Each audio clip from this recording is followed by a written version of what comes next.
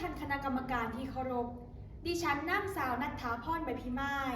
นักเรียนชั้นมัธยมศึกษาปีที่ 6 โรงเรียนอุบลรัตน์ราชกัญญาราชวิทยาลัยนครราชสีมาจังหวัดนครราชสีมาตำนานไก่แก้วหอมสู้กาลครั้งหนึ่งนางเมืองบาดาลอันงดงามมีธิดาพญานาคผู้เลิศโฉมนามว่านางสีดานางอยู่ในโลกบาดาลมาโดนโดยความอยากหูอยากเห็น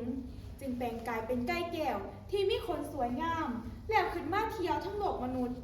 ในเวลาเดียวกันที่บ้านน้องจำโมนมีพรานต่อไก่ผู้หนึ่งซื้อเท่ากับผ้ามือหนึ่งระวังยางตรวจดอนไก่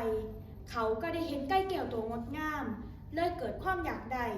เท่ากับผ้าแล่นตามไก่แก้วไปแต่ไก่แก้วก็แล่นหนีลงเมืองบาดาลแม่นสิจับตัวบ่ได้แต่เท่ากับผ้าก็ได้ขนหางติดมือมา1 เส้นขนหางเส้นนั้นส่งกลิ่นหอมฟุ้งกระจายไปไกล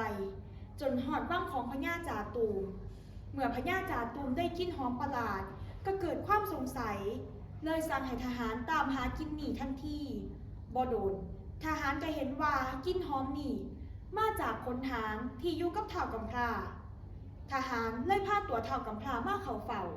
เมื่อพญาจ่าตูมหูเรื่องราวทั้งหมดก็เกิดความอยากได้ไก่แก้วตัวนี้ขึ้นมาเลยสั่งให้เท่ากำพร้าไปจับมาให้เท่ากำพร้าตอบตกลงแต่มีขอแม่เพียงขอเดียวคือในระหว่างที่คอยเดินทางขอให้พระองค์เบิ่งแง่งแม่ของคอยให้ดีพญาจ่าตูมตอบทับทันทีจากนั้นจังสั่งให้ทหารขุดบ่อลึกลงไปจนหอดเมืองบาดาลและสร้างรอกย่นเท่ากับพร้าลงไปก่อนลงเขากำชับทหารว่าขั้นเชือกกระตุกย่ำใดให้ฝ่าดึงคอยกลับขึ้นมาจากนั้นเมื่อเท่ากับพร้าลงไปหอดเมืองบาดาลเขาก็ได้พอกับนางสีดาธิดาพญานาคผู้แปลงกายเป็นไก่แก้วทั้งสองได้เว้าจากันและหูสึกผูกพัน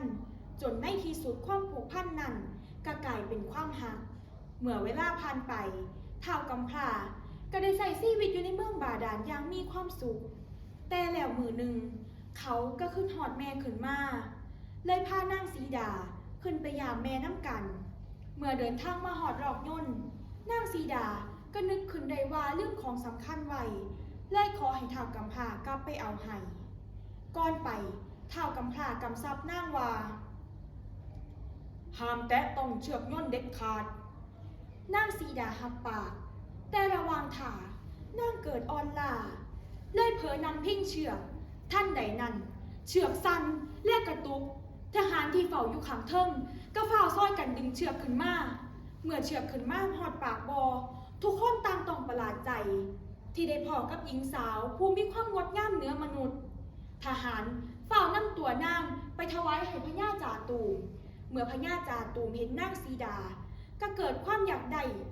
แต่นางสีดาปฏิเสธเพราะนางสีดามีคนหักแล้วซึ่งก็คือเท่ากำพร้าว่ากันว่าเมื่อพญาจ่าตูมพยายามแตะต้องตัวนางก็เกิดเปลวไฟลุกขึ้นจนเขาใกล้บ่ได้นางสีดาจังขอว่าข่อยขอเวลา3 ปีหากครบ3 ปีแล้วเท่ากำพร้าบ่กลับมาหับข่อยสิยอมเป็นมเหสีของพระองค์เท่ากำพร้ายอมรับขอเสนอและสร้างปราสาทให้นางอยู่ซึ่งเชื่อกันว่าก็คือปรางสีดาในปัจจุบันบ่โดนหลังจากนั้นเท่ากำพร้าก็หาทางกลับขึ้นมาจากเมืองบาดาลได้สำเร็จเมื่อขึ้นมาฮอดเขาก็ได้ยินข่าวหายที่สุดในชีวิตคือแม่ของเขาได้เสียชีวิตแล้วพอพญาจ่าตูมบ่ได้เบิ่งแยงตามที่เคยรับปากไว้เท่ากำพร้ารู้สึกเสียใจทั้งสูญคักจากนั้นจังเดินทางไปหานางสีดาพอพญาจ่าตูมหูข่าวกระทรงคนมาหับนางเขาวังเท่ากำพร้าเลยตะโกนไปว่าเจ้าผิดคำสัญญาบ่สมควรจะได้ครอบครองนางในที่สุดก็เกิดการต่อสู้ขึ้นเท่ากำพร้าใส่วิชาอาคมเสกให้น้ำท่วมเมืองและเสกให้พญาจ่าตูมแข็งเป็นหินเมื่อพญาจ่าตูมฮู้ว่าเอาชนะบ่ได้ก็ย่อมแพ้ และกล่าวคำขอโทษพร้อมเสนอที่สิยกบ้านเมืองทั้งหมดให้ท้าวกำพร้าแต่ท้าวกำพร้าบ่ได้ต้องการอำนาจเขากลับปฏิเสธและสั่งสอนพญาจาตูมให้ปกครองบ้านเมืองด้วยความยุติธรรมจากนั้นจังขึ้นบ้านเมืองทั้งหมดให้พญาจาตูมบ้านเมืองก็กลับขึ้นสู่ความสงบคือเก่าท้าวกำพร้าและนางสีดาก็ได้กลับมาครองหักกันอีกเทื่อตำนานแห่งความหักความซื่อสัตย์และการรักษาคำเว้าจากปรางสีดาอำเภอสีดาจังหวัดนครราชสีมายังเว้าต่อกันมาฮอดปัจจุบัน